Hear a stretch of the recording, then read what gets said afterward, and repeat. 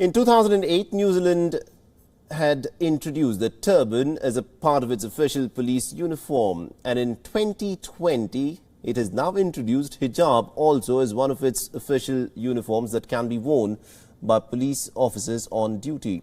The hijab has been a subject of some very heated debates across the world. Leading European nations, which claim that they are very secular, they are very open democracies, have in fact gone ahead and banned hijab in public, where people found wearing a hijab can be fined. However, New Zealand has now decided to take a completely different look on this issue.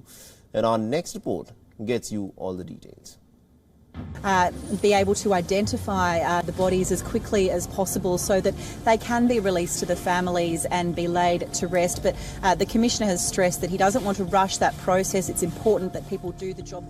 March 2019, a white supremacist gunned down 50 people at 2 mosques in the city of Christchurch.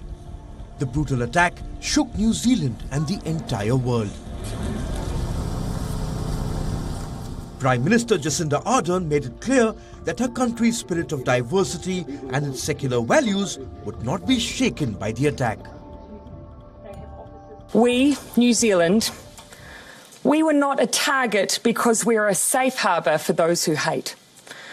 We were not chosen for this act of violence because we condone racism, because we're an enclave for extremism. We were chosen for the very fact that we are none of these things, because we represent diversity, kindness, compassion, a home for those who share our values, refuge for those who need it. And those values, I can assure you, will not and cannot be shaken by this attack. The New Zealand Police has now officially introduced hijab as a part of its uniform. Constable Zeena Ali has become the first woman to sport a specially designed hijab with a full police uniform. A decision which 30-year-old Zeena says will encourage other Muslim women to join the police force. The New Zealand Police is winning praise for once again upholding diversity within its ranks. Yes, this is not the first time. In 2008, it had introduced the turban into its uniform. Constable Jagmohan Malhi became the first officer to wear it on duty. New Zealand is sending out a strong message, allowing all its citizens to fully embrace their religious identity. But globally, the policies on donning religious clothing, especially the hijab, differ starkly.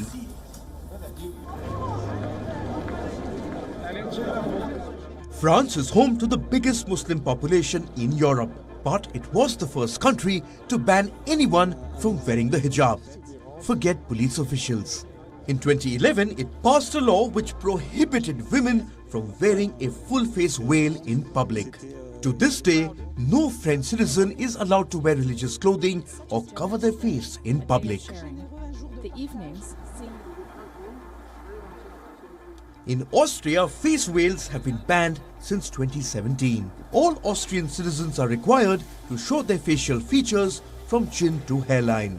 Failing to do so can lead to a fine of up to €150.